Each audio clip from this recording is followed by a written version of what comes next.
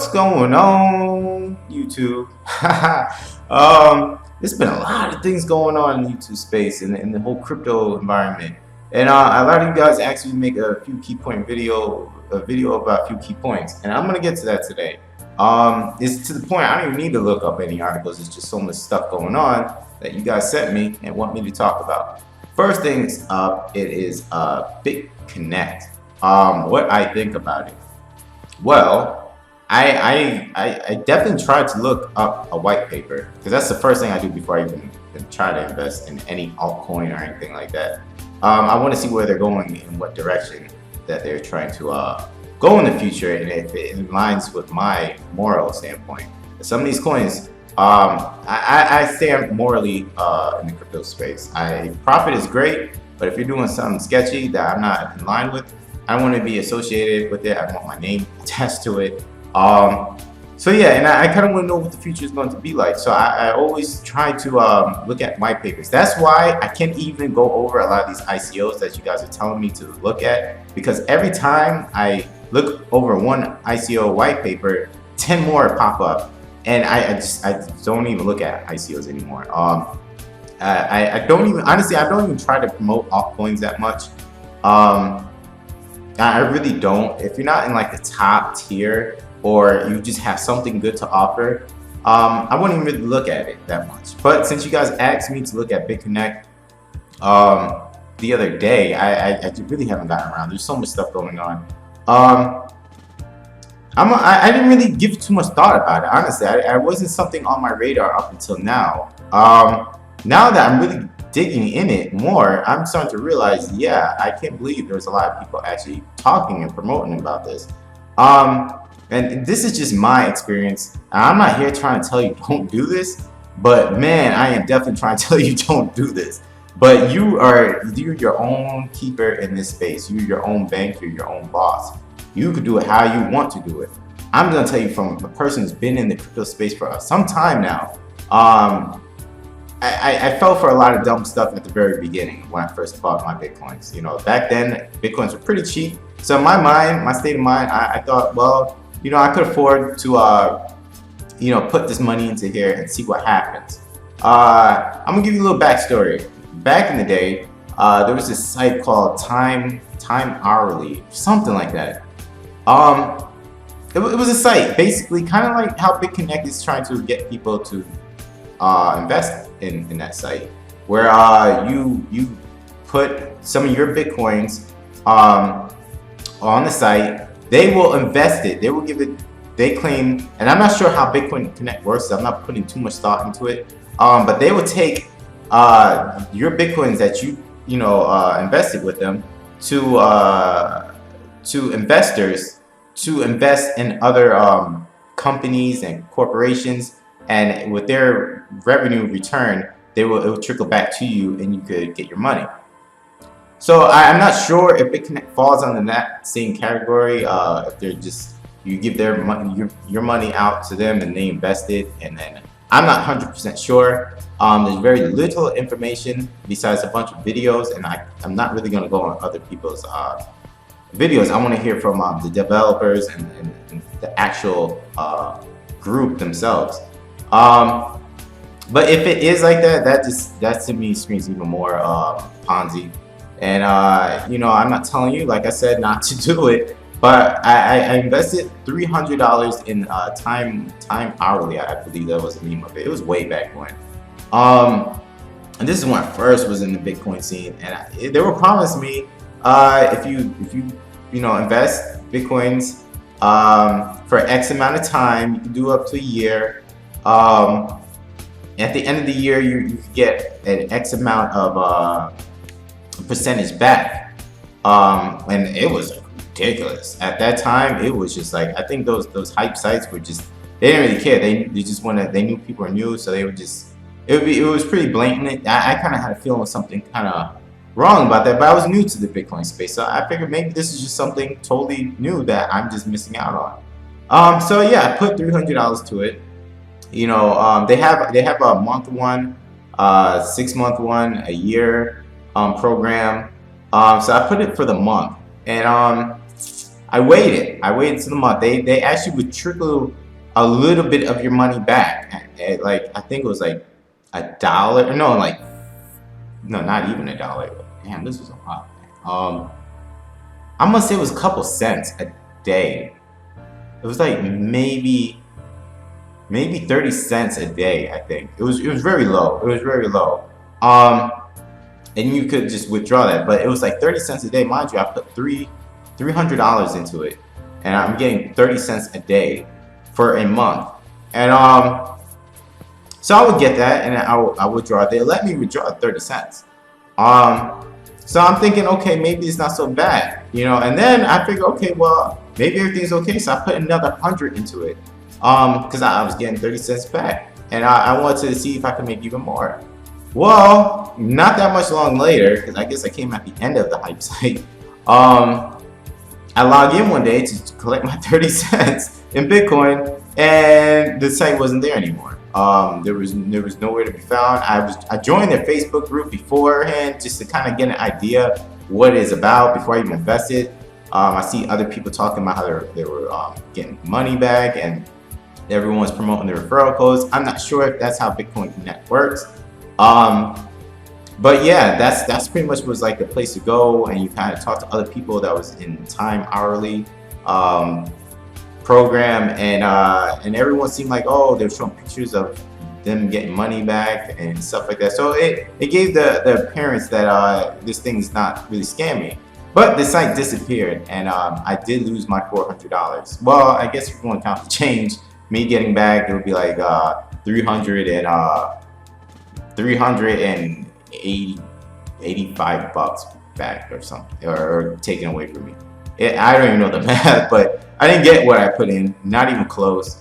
So I don't really know what Bitconnect is about. I'm trying to do more homework on it. But from what I've seen, only thing I can find is YouTube videos of other people talking about it, and that's not enough for me to even dare put a dime in there. I need to see a white paper. That's number one thing I want to see before I even invest any money into anything. You know, even when I bought Ethereum way back when, I was smart this time and looked for a white paper, and that's when back then that's when I bought the Ethereum. But now I'm starting to realize, you know, as time goes on, that's why I sold all the ETH that I had. That there might be some problems just for the simple fact that these ICOs are coming out. They're coming out of the woodworks. Like I said, it's almost impossible for me to catch up, because I know a lot of you guys are asking me what is the best ICO. I don't even like to tell people what the best ICO is. Number one, I can't keep up with them. Number two, I don't really like to talk about altcoins that I have no history with, that just kind of popped out. And I know my name is attached to that coin once I talk about it. So I really don't want to sit there and do that. But a lot of you guys hit me up on Facebook and stuff. So I try my best when it's like when you contact me personally. I try to go out of my way and try to research it. But here on Facebook, it would just come too many people asking me, so I really don't do that. So yeah, that's just my personal opinion.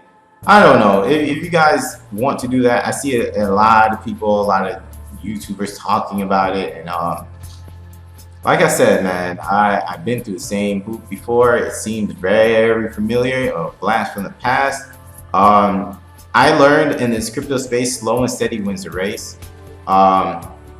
You know, a lot of new people just want to get rich quick. They see everybody else talking about how to make, have a bunch of Bitcoins, and they want that, so they're trying any way to get that. And I was one of those people. I wanted to have a bunch of Bitcoins too back then. So I fell for the hype site. But if it is a hype site, which is kind of looking like, is well organized. They amped it up. They definitely leveled up in their ability to not look like a Ponzi. But it definitely seems like one to me. Just a well thought out one. I don't even see any exchanges right now. I'm on CoinMarketCap. Well, I was. Let me get back on that really quick for you guys. What is this acronym? BCC? Yeah. Yeah, I was looking to see if it was even on any exchanges, and I don't even really see any other exchange even taking it. Any one that is relevant you know, like Poly or Bitfinex or nothing. Nothing is really taking it. So that to me just seems like really suspicious. I see BCC exchange, which I'm sure that's their own exchange. So I'm not counting that one. So yeah, I don't know. I'm definitely, it's up to you guys. I'm not going to knock it, but I'm definitely not putting my name to it because I kind of see where this one is going down the road. So yeah, that's just my personal opinion. If I could get more, if I find more proof that maybe it's not, then I'll make a video and put my opinion out there and say if it doesn't seem like one, then fine. I would say it doesn't seem like one. I have no problem saying that. Would I ever invest money into it? Hell no. No, not even a single cent. Like I said, I'm not here to try to get rich quick because I realize that's when you take the most losses. If you want to make money, you buy something that you really believe in and you have full heart into it, not just want to get rich, and you hold on to it and you forget about it and you don't worry about it. I think that's the best way of actually making a boatload of money in the crypto space. You can take your chances. I'm not knocking you. I'm not trying to tell you don't take the chances. That's just my opinion, guys. So it's just a grain of salt. Yeah, I kind of want to discuss something else, and this is on my own terms. No one really addressed it or wanted me to talk about, but something I was thinking about last night. About the whole issue that's going on with it's not even an issue, it's just greedy people. About Bitcoin and SegWit and hard forking. I want to state something. I want to see if anyone else can agree with me on this. When Roger Ver came out, before all the FUD, before we even knew if there was a problem, ask yourself, was Bitcoin slow a month before Roger started coming out with the FUD? I have no, it was normal to me. I had no problems with Bitcoin up until the week before I started hearing Roger Ver talk about how Bitcoin needs to scale and or else it's doomed, and that's when I started noticing that's the week before he came out, it started going slow. And that's when all the transactions started to get backed up like never before, like ridiculously. And it's almost to me, and here's it might be a conspiracy, it might be, but to me it sounds like that it was intentionally done to back up the whole network to make it seem like this is dramatic, urgent thing that we need to do. We need to hard fork it. We need Bitcoin to limit it immediately, or as Bitcoin is going down. But now that I'm actually looking up, because I was watching Vention's video last night, and he left a link in the description showing the transactions, and I seen it on somewhere else, the transactions being backed up before when all this FUD was really heavy, and it was a lot of transactions being backed up. Now there's almost none. It's very it's tame now.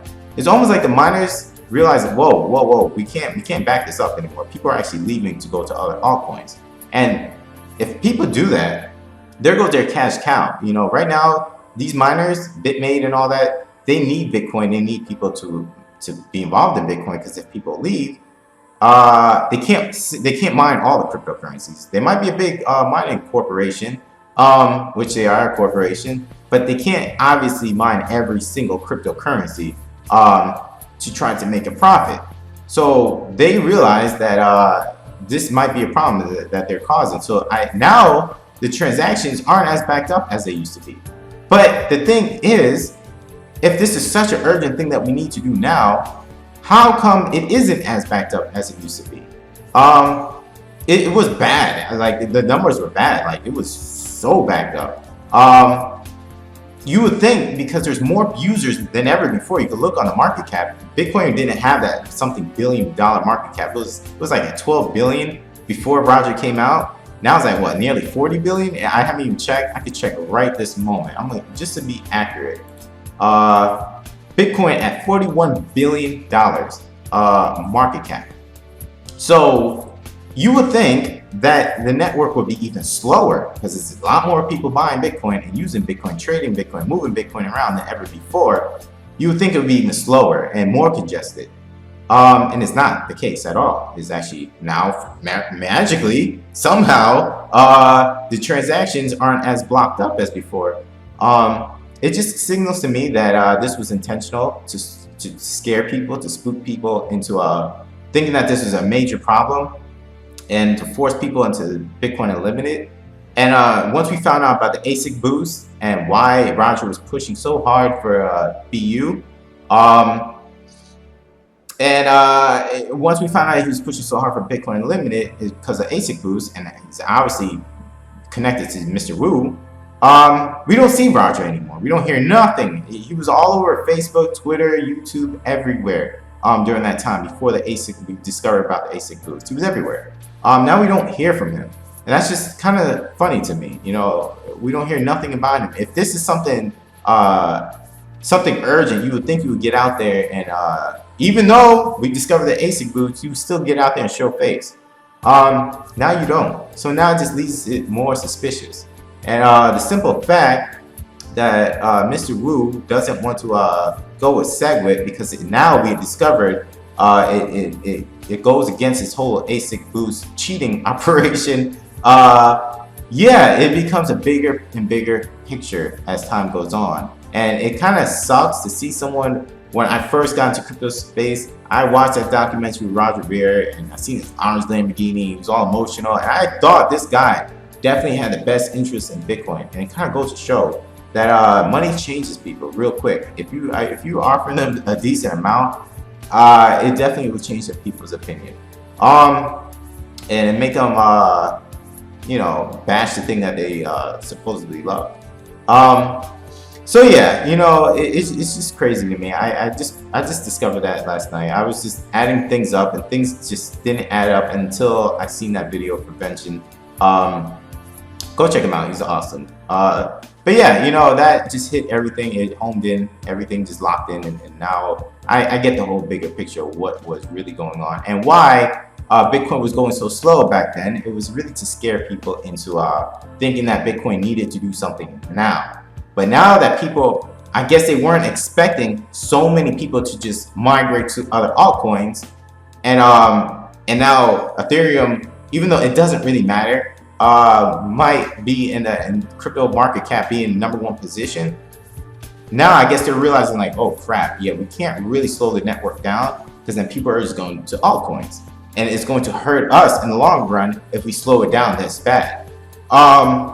Because there shouldn't be any other reason why the network isn't really blocked up, because there's so many new users now.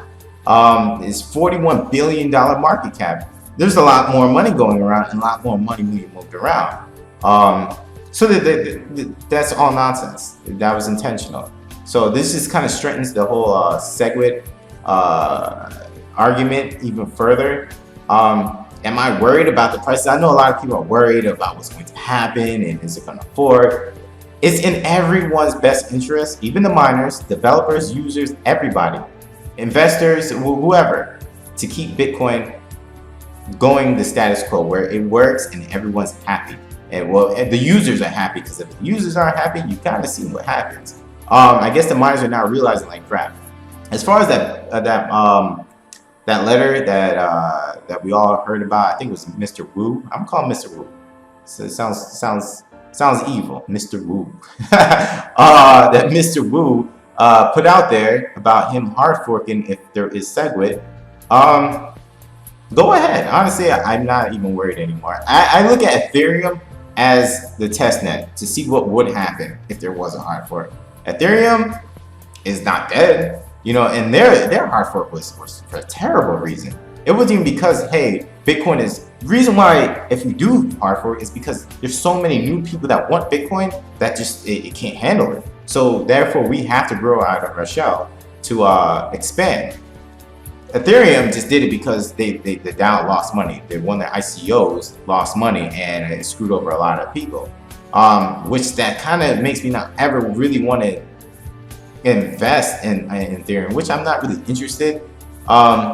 You know, at the start, when I first heard about Ethereum, I thought it was pretty cool. I didn't really look at it long term, what happened, especially with these ICOs. But once I started realizing what's going to be the longevity of Ethereum, yeah, I quickly sold my Ethereum and got my money into Bitcoin. But yeah, now these ICOs are flooding up the place. I can't read all the white papers, guys, so I know a lot of you guys want me to go over it. I'm not an Ethereum fan. Um, I'm not gonna knock Ethereum. They have if they have the ability to do something awesome. They have the platform to do it, but they're not using it for the best reasons. They're making a bunch of these little gimmicky coins that people are pouring money into, and they're not going to stop pouring money until people start losing a lot of money. Because now it's almost I can make an ICO and have nothing ready, nothing in development, just me talking about something, and people will give me money for it. All I gotta do is write out a white paper and have a nice little website and give me money. Yeah, that's screaming disaster down the road, especially when there's so many. We've seen what the DAO happened. What happened with the DAO?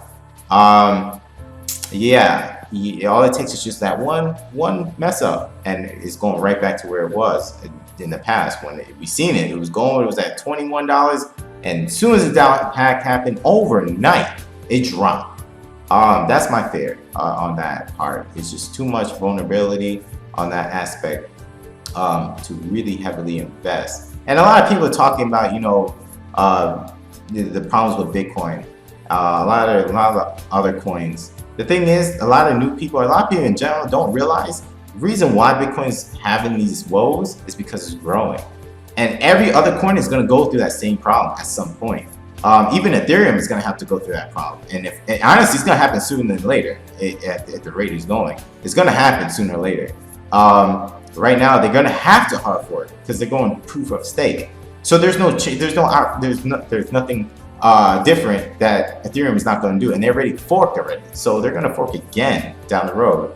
And Dash really can't talk right now because it's not in the same boat as Bitcoin. It doesn't have a $41 billion market cap, so much stuff going on that it's still tiny. So of course it's going to be faster. Not too many people are using it. The network isn't clogged.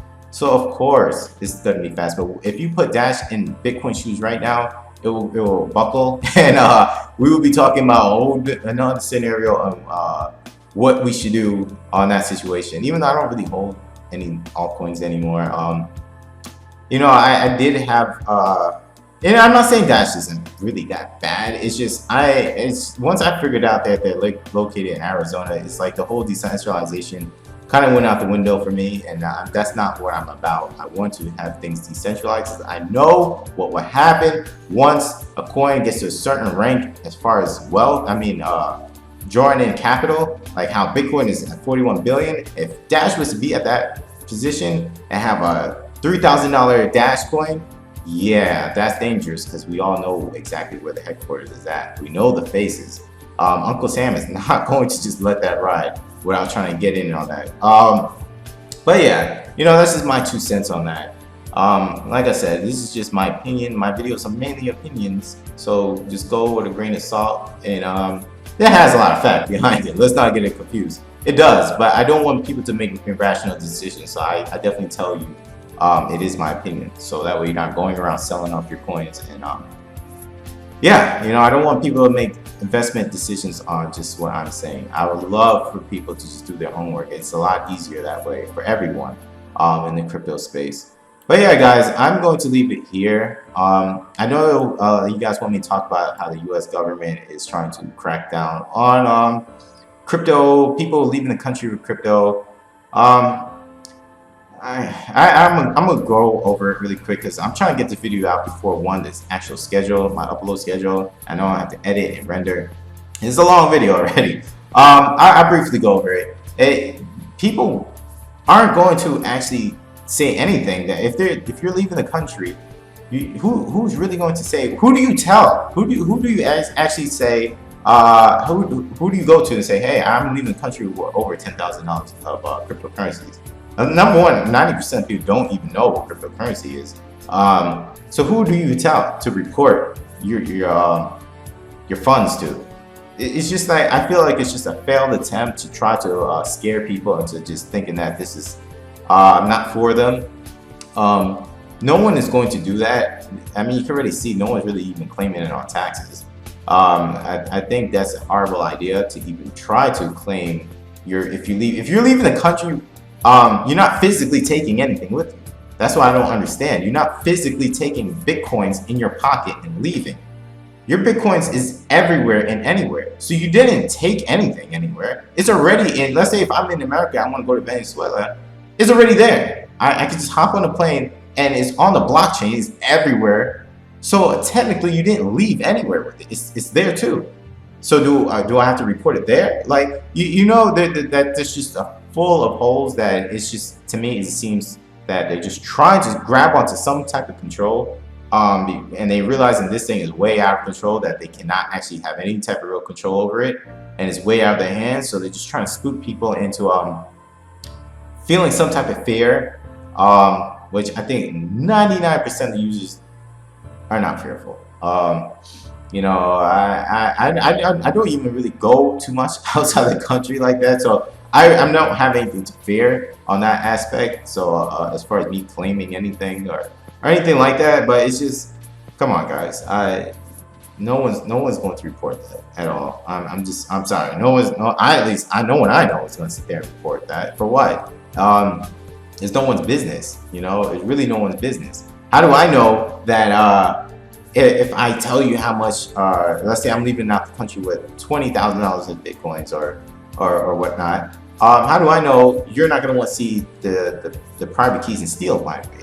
You can't prove that. You don't know that that's not going to happen. They can just steal it. And how are you going to prove that to someone else? How are you going to say that that person took your stuff?